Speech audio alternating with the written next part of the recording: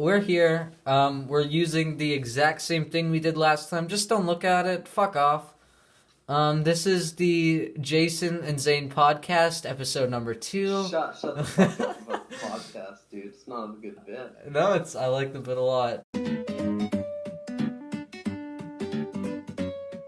But, Not the bit at all. we're going over all our projects from best to worst. This is, like, actually musically, not fucking covers. Yeah, it's not... Or sonically, I guess you could say. Yeah. Yeah, and we're also including Stirpod, because, I don't know, who cares?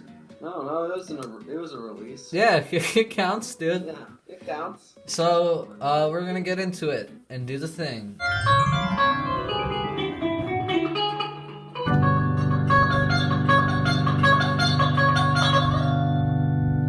You've already seen the number, it's number 9, and you already know what it is, it's Stirpod.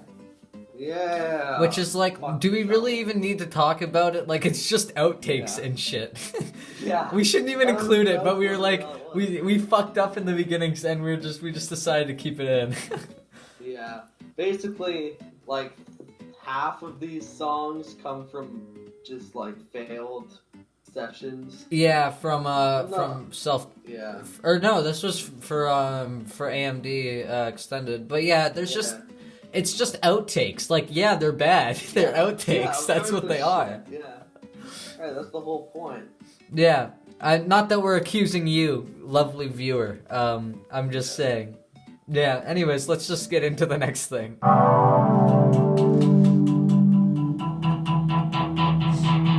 Going to Florida! Some of you might not agree with this, and that's okay. Yeah.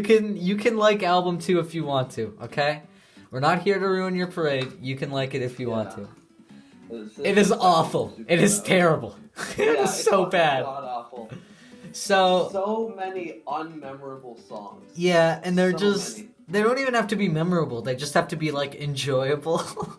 I mean, Yeah. it's good just to get a kick out of, but yeah, it's our longest project and it definitely shows. It's super bloated and Yeah. just not great. There are like 1 or 2 songs that are kind of memorable, and there are like other songs that are memorable, but now they're just dated and they don't sound good compared to what we have done now. So Yeah. yeah, it is. What else is there? Oh, the fading. Of course, we have to talk about the fucking fading. The production. Yeah, we call it fading, but it's basically just where it fucking comes in real loud, either treble or bass. And this one had treble fading, which is arguably fucking way worse than bass. Way worse. Yeah. Not even arguable. No, it's not even arguably. It's just objectively way worse. Yeah. And yeah, it's just there are a lot of songs that are ruined by it. A Disaster After was like so sick. It was like our best recording session, but it was just completely ruined. And I Just Lit a Candle, completely ruined by the fading. I thought there was actually some fucking cool parts on it, but Yeah. Basically, we took what we had in our previous album, we made it a little more mellowed out, Yeah. added more guitar. yeah, and Made it we kinda got an amp. psychedelic. We got an amp this time, but it didn't even Yeah. matter because we had the fucking fading. Yeah. That was so bad. Yeah, Honestly. it was not a good release. No. Yeah, Not not much more to say. Let's move on to number, what is it? Number 7. Number 7.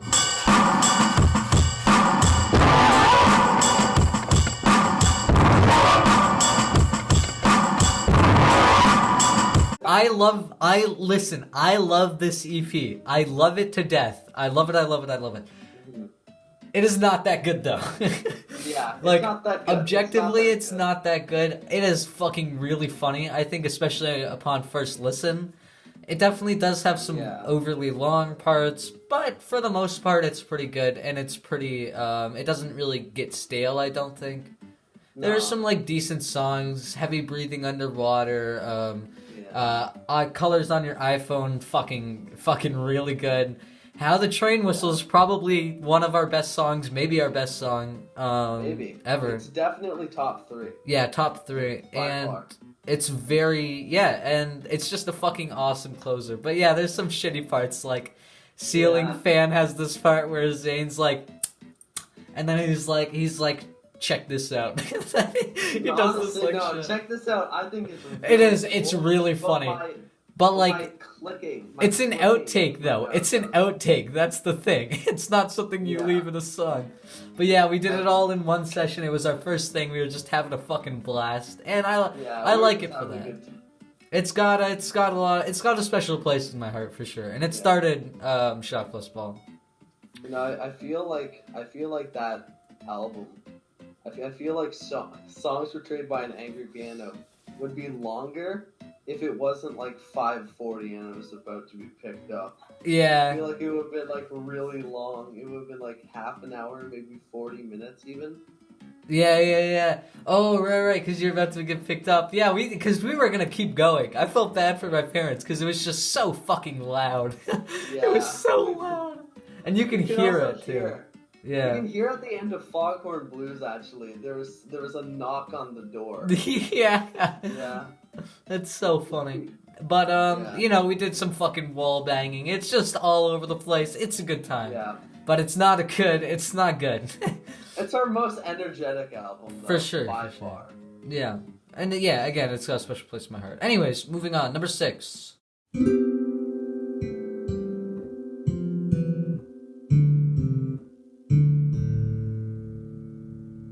First Flight. It's not that good. It's okay. You could definitely put it on in the background and enjoy it. This is my first solo project, but it's just a bunch of freestyle. It's literally all freestyle except for the first song, which is just a melody, like I kind of do now. I'll let you talk about it actually quite a bit. Yeah. So. I talked about it in the other video. I'll release that one first. But, you know, it was originally going to be an album, but I cut it short, just because my production kind of changed. But, yeah, like, it's not that good, and it's very, again, that's why you can just kind of put it in the background. It's just very long. All the songs really take their time.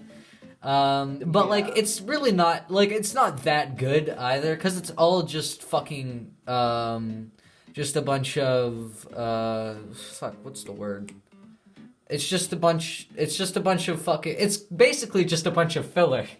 But I still think it's good. I still think it's like, I'm definitely not super proud of it, and I don't really like how it's my first, release, but it's not that bad, I don't think. Yeah. Anything you want to add? No, not really.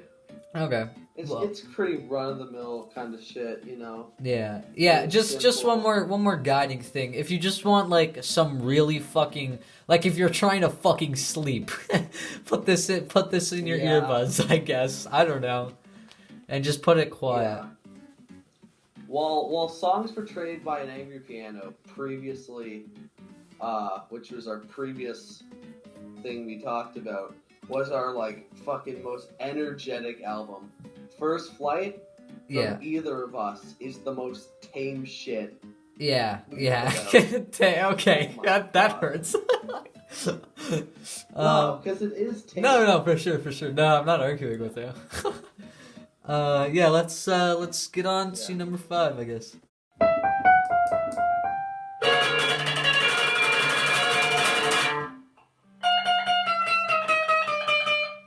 It's not a great successor to AMD. Like, it's not what I would want it to be, but it makes sense because it's just fucking scraps. Again, I talked about this in the other video, but it's just fucking scraps, which is fine. And those scraps are like very, because they're conceptual. They're very based on AMD because it was literally about AMD. So there's lots of similar riffs and whatever, or I guess not riffs, but melodies. Kind of like it had the AMD melody. Yeah, it had the AMD melody. That's the one. But it's just like, it's definitely not as memorable. And this was the point where just people stopped caring and nobody was interested anymore. Which is fine. I don't want to force anyone to be. No shame to you if you don't listen to us. That's fine. But so it's fucking around. Yeah, this is not a place I would recommend to start. This is a place you would go to later, I think. Yeah, honestly. Yeah. The first two songs are kind of fucking off completely. Yeah, no, the second song especially is like really bad. But Yeah. I think The Good Day makes up for it. The Good Day is like legitimately a really good shock+ball song.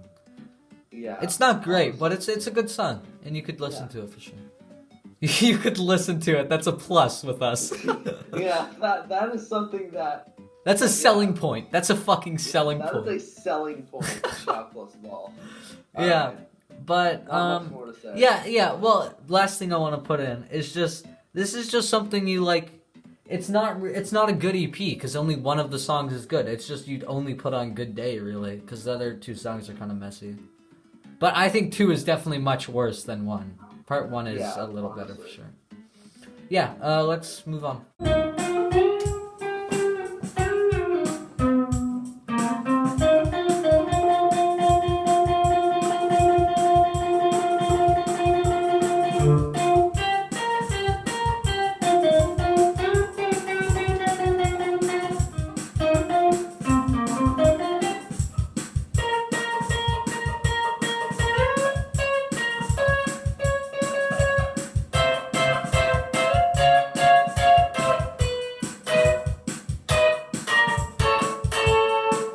This is our breakthrough album. This is when we really started to find our sound, honestly. Yeah.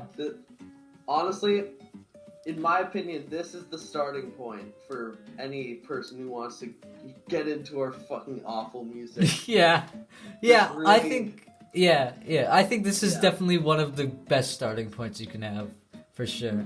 And then you go down the fucking awful rabbit hole. But no, it's honestly just it's pretty solid. Yeah, definitely the first song and the last song are a little weak compared to the middle songs, but I mean they both have good parts in the many ways, and the middle songs are pretty fucking awesome, dude. Yeah, the middle songs are pretty good. But let's talk about the title track quick. Yeah. AMD this is our longest song to date. We decided actually it was right after or like sometime during maybe even the fucking album 2 sessions. Yeah. And I came to Jason and I said, "Yo, you know what would be kind of cool if we made like a 15-minute long song." Like, get all progressive and shit. Oh, are you gonna talk about the original take? Okay. Oh, the original. Holy shit. Yeah. I completely forgot about the original take.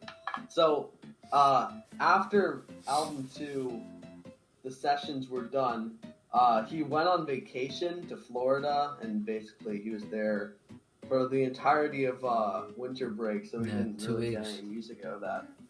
But once he came back, we recorded the original take of the title track. Yeah. Which had a spoken word part at the beginning, which... Oh, yeah. Well, that's actually in the deluxe. If you bought the deluxe, if you bought the deluxe, because you're fucking stupid. If you bought the deluxe, yeah. There's actually that spoken word that I did. Yeah, the monologue. I hate my voice. I hate my voice so much. Well, it's good we put it in the deluxe then, but... Yeah, it was still in the deluxe though. Yeah, well basically... I enjoyed it. Yeah. But basically with the original take, I accidentally deleted it on my iPad where I had it, and I was like, oh fuck, Zane, I fucking lost it. And it was literally, I was considering just giving up on shock+ball because I was so sad. It was literally our best what we thought was our best song to date. And then we lost it. But we fucking, about a month later, we fucking came back at it. And we just knocked it out of the park with probably our best recording session. Probably ever. Yeah. Maybe second to Desert, but they're pretty on par. And and it was just like We recorded the whole thing there. Yeah, the whole thing. Yeah, and we just like, it was just fucking great. We came right back at it, and it was a really fucking great experience. Yeah. I remember the original. We decided to try to add vocals to it. Yeah, we that did. was awful. Yeah, we did. We tried to add vocals. Yeah, we could, but like what we did with the vocals is we decided to just be like really quiet, like we were just fucking whispering. It was really weird. It was really weird. Yeah, and we were like, we decided like, okay, our music's way better just without the vocals. Yeah. We just noticed that. It's like, if we were going to tell a story, we'd probably just do like spoken word passages. Yeah. I like it more, yeah. But yeah, getting back on track. This is a pretty fucking sick album, and yeah. I don't know which AMD I prefer more, the Lost one or the actual one, because they both have good parts. I think I prefer the new one maybe, just because there's there's some definitely better parts on there. And fucking Deja Dan, it's pretty funny, goofy song. I like it. It's really goofy. Even though it's 5 minutes, like it never feels too long to me. Yeah. Like it's overstaying its welcome. Fucking Wafer, literally one of it's top 3. There. Yeah, it's top 3. It's the solo, the fucking guitar solo. It is so sick. It is ungodly awesome. It's so good. Yeah. I said ungodly awesome. That was some of my best guitar work. Yeah, it's probably second to like Pool in the Desert maybe, or maybe above it, but yeah, it's just great. And then the closer's a little disappointing. We went back to the classic shock+ball shit, just fucking banging around, and it's definitely not a great ending to it. But the 6 minutes in the early part of the song are pretty good. So yeah, kind of fucking crazy. Yeah, it's probably one of the best places to start. Yeah. Yeah. If not the. Yeah, if not the. But Alright. Yeah, that's AMD. Yeah, that's about it.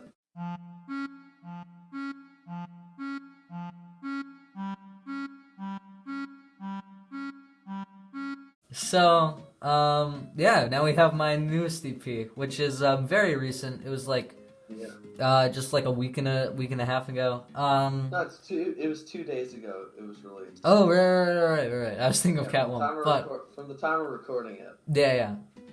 But yeah, I'm honestly really proud of it. I know not a lot of people are gonna see it, but I'm really proud of how it came out. And this is where I moved to like no freestyle. It's just like rehearsed melodies that I made, and I think they're honestly pretty good. Probably the best being Goodbye Mr. Hatchet. It's probably the best one on there. My playing's a little wonky, but yeah, it's actually a really decent melody. And yeah, I think really it's just a pretty I don't mean to jerk myself off. I just think it's actually pretty good, and I'm happy with it. Yeah. Anything you want to add? No, not really. All right. Just a really compact album. Yeah, very tight, I think. And it's honestly, the only my only complaint is that it's definitely too short. I just kind of I was so tired of making music and like playing the melodies and doing it to the best of my ability. Then I was just like, oh gosh, and I definitely got tired of it. So I was like, I'm done. These are the songs. This is all I'm gonna put on here. Yeah, it's a bit short. Yeah, for sure. In my opinion, I think it's the most consistent album. Yeah. Either of us have put out. Project, but yeah. All right. That's about it. There's not much more to say. So that's about it. Now we're going to the next thing.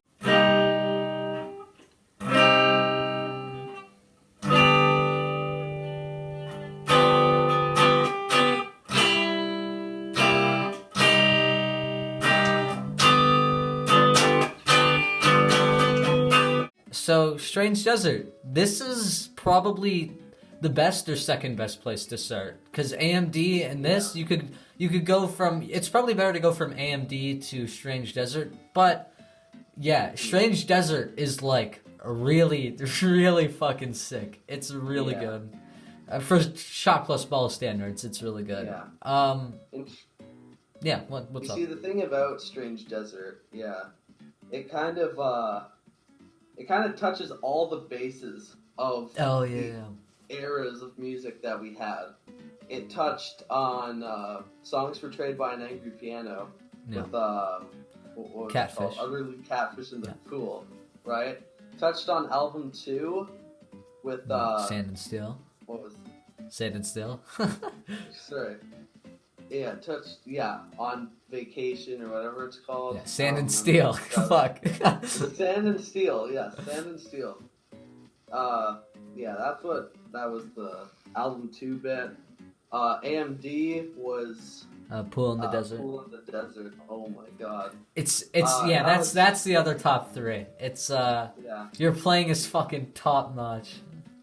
Yeah, there are a few parts that are a little wonky on it, but it's only really because, but like even those parts, once you listen to it a couple of times, it's like, oh, it's actually not that bad. Like it kind of works, except for the ending part. You just switched it up, and it was like, oh, that sounds not great. Yeah. But it's a good song. And then continue. we touched on the modern shock+ball with AMD Part 2, and then also Strange Desert with the title track, our 8-minute long song. Yeah, we'll talk about that, but and then it actually was a good segue into our solo work with Farewell Monsters and Trucks, which was our which had it was split into 2 parts. Jason doing the piano. Yeah, first and then time. I had a guitar part where I was using my loopers so fucking much, dude. Yeah. Holy shit. Because the looper's sick. But let's talk about the songs. So, going in order, title track. It's got some wonky parts, and overall it's probably the worst song on there. And me and Zane kind of are in a disagreement of the best songs, but we can both agree that it is the worst song. Although the ending is honestly really good. It's like this fucking huge noise show.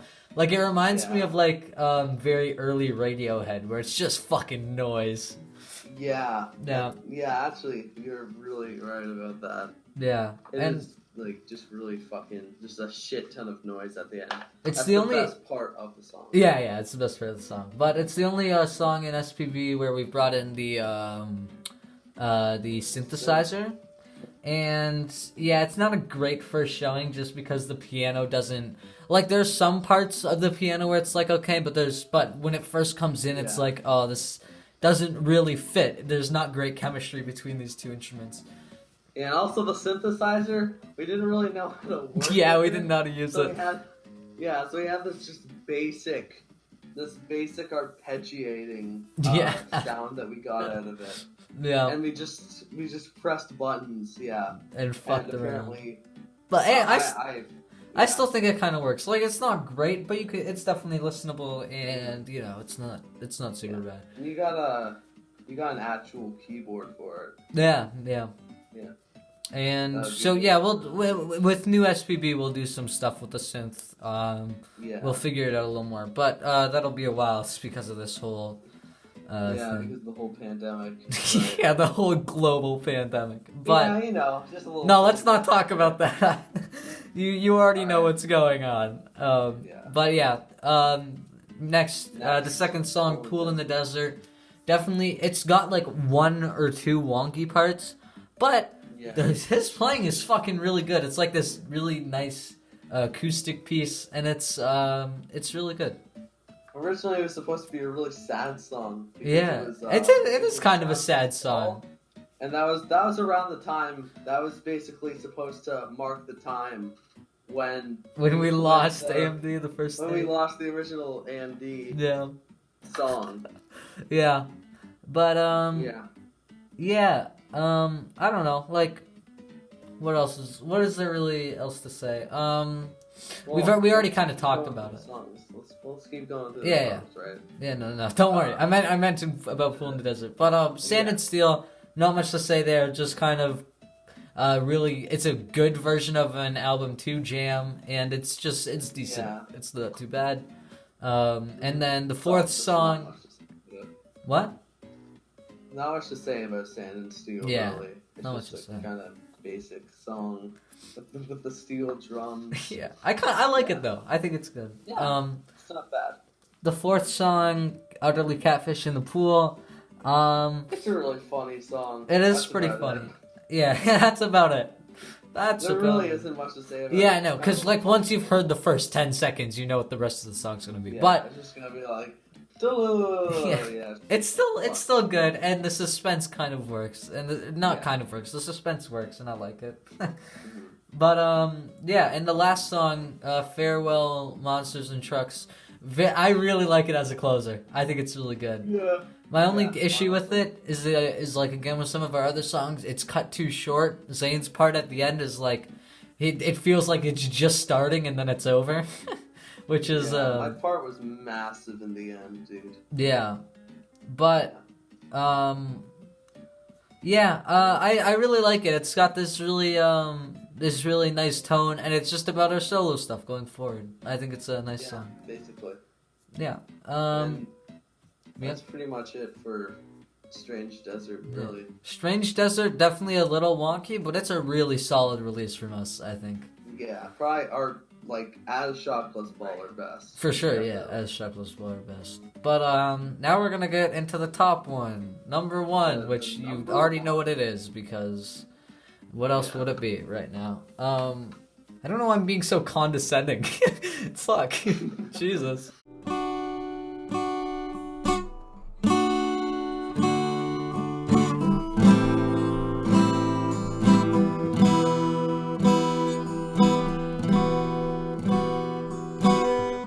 Yeah, so let me give a quick disclaimer. Zayn was really nervous about it before putting it at the top because he felt like it was like really fucking braggadocious, but like this is actually coming from me. I think this is honestly the best thing that has come out of shock+ball, and I think this is just fucking really sick. I don't know. It's very close between it and Strange Desert, but I think it wins just by a little bit. Yeah. So I can talk about yeah. songs. Yeah, go for it. Yeah. Well, basically, it starts off with Day Theme, which is kind of just a really fucking, it's kind of a basic song. It had this chord structure that I put on a looper. Yeah. And I just fucking soloed over it. That's about it. It's kind of a jam, and I kind of like how you come in with the notes, and some of it syncs up too. It's like, it feels a little rushed, but it's a little wonky. Yeah, it's a little wonky. And then there's also this mic crackling thing that like is really cool and like works with the song a lot. Yeah, like it makes work with the song a lot. It makes it all warm and shit. But yeah, sorry, keep on.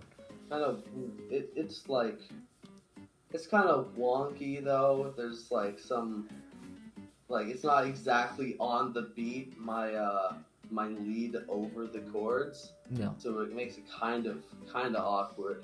Yeah. But overall, it's a nice opener. It kind of shows you, oh, I'm just kind of fucking around, kind of basic shit, you know. Yeah.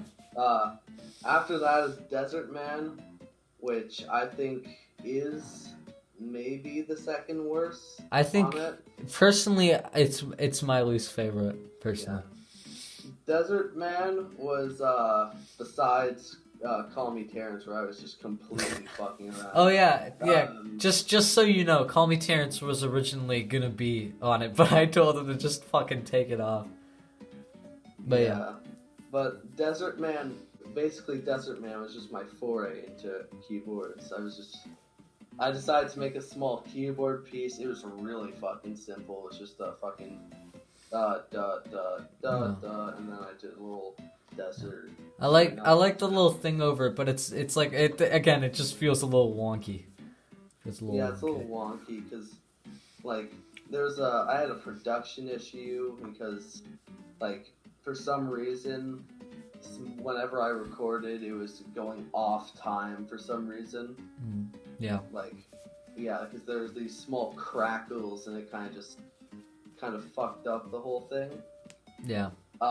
After that is Hippo Family, I think it's the best. I think it's the best. I'm just saying. That's a really fun song. Yeah. Honestly. Really fun song. Yeah. That's a really good way to put it. Really simple. I had this fucking kind of thing going. I was just kind of fucking around, just like this 2-chord fucking thing. And then it's got a good beat though. It does have a good beat, I think. I mean, I'm less musically knowledged, but I like it. Yeah. No, I really like on Songs for No Specific Event. I do enjoy the drums a lot. Yeah. Because what I was doing, I was kind of just fucking around with odd time signatures. Right. A lot of these. Yeah. Like my thing with it is just the drums are like kind of loud. They're a little bit too loud, I think. There are definitely problems with it, but yeah. Hippo Family, that's in 7/8, I believe. Yeah. It's a bit of a wonkier kind of signature. I think that's the only odd time signature I had in this. Yeah. There are a few more. I don't know what that means. But and then there's also I just want to mention there's like a fucking sick solo on Hippo Family, which is kind of sick. Yeah, because I was kind of feeling that. Yeah, it's definitely out of the 2 solos, it's definitely the best one, I think. Yeah. After that, Go to Waste, the longest song on the album. It has this kind of lead guitar part, and it kind of gets. It starts off really quiet. But like it fades in. It's like dogs, dude. It's like a dog. Well, all the instruments kind of just come in eventually. Yeah. And then we have this little bit, and then the drums change. Yeah. And then the guitar, I believe, drops out, and I do a solo over that. Yeah. Yeah, but like the thing is, there is a bit of an issue in which I had this again a 2-chord melody. And I couldn't really do anything with it. It goes on for too long, and it's just like there's just nothing happening. But it's honestly over pretty quickly, and if you're not paying super close attention, it's honestly not that noticeable. But yeah, it does feel a little long, I think. But I still think the solo at the end is pretty good, and and just that beginning part where it fades in is so sick. I really like that a lot. Yeah. Alright, and then finally, the last song is Night Theme. My personal favorite from the album, because I really like what I did there, especially in the first half, because it started off as just me arpeggiating a chord, and then I added a little fucking other thing at the end of like every other arpeggio that I did. Oh, I sound like such a fucking nerd. Yeah, I'm totally lost, but keep going. Yeah, and then after that it turned into kind of a basic 4-chord melody, but I did add a few 7s and shit. So I added a few 7s. And I also went back to the E minor add 9 that I had, that I started off with. Basically, it's really cool. Basically, I'm a big fan of it because I use funky music theory to make it, and I'm like, oh shit, this kind of sounds nice. That's pretty cool. I'm kind of proud of it. Yeah, no, it's and it definitely sounds like the most professional song, I think, as well. Yeah. But I also. Yeah, sorry, keep going. No, I also recorded it on the acoustic guitar, which was a fucking bitch because I hate playing the acoustic guitar. It hurts my fingers. Yeah, it does. Fuck you, bro. I'm just joking. Because the situation is, when I started playing the guitar, I went to fucking Long McQuaid, and I decided to just, get myself a fucking electric guitar, and I didn't get an acoustic until like September, and I was just fucking around with my electric the whole time, and the strings on an electric guitar are like way easier to do shit with. Yeah. Yeah. So, let's close this video out because we're going on pretty long. Yeah, we're kind of getting on a tangent right now. Yeah. So basically, Safunt is probably, if you want to listen to something from shock+ball, this is probably the way to go. Yeah. I just think it's Strange Desert first. Yeah, or I would say go for Safunt's or like I don't know, like if you're trying to start with shock+ball, then you go AMD Strange Desert, and then you can maybe go into like SPBop or something if you want to. Yeah. SPBop. If you like the energy, I'd say go for SPBop. That's a good shit. That's some good shit. Right Yeah, and if you liked AMD stuff, then probably go for AMD Chapter 2. But we don't need to guide you. You can listen to whatever you want. Probably not a lot of people are going to see this anyways. But yeah, and also I doubt anyone's gonna go fucking listen to this. Yeah, no. It's fine though. Listen, it's okay. Yeah. Guys, thank you. Guys. Thank you for coming around. This is really fun. Again, not a lot of people are gonna see this, but if you do see this and you do like what we're doing here, then give it a like, I guess, or something, and tell us if you want to see something else next. We'll do something. Yeah, maybe do another worst to best. Yeah, we could do some more shock+ball related. Anyways, anything. Yeah. But we're going on 50 minutes now, so thank you for watching. This is shock+ball podcast episode 2. We are signing off. Goodbye. All right.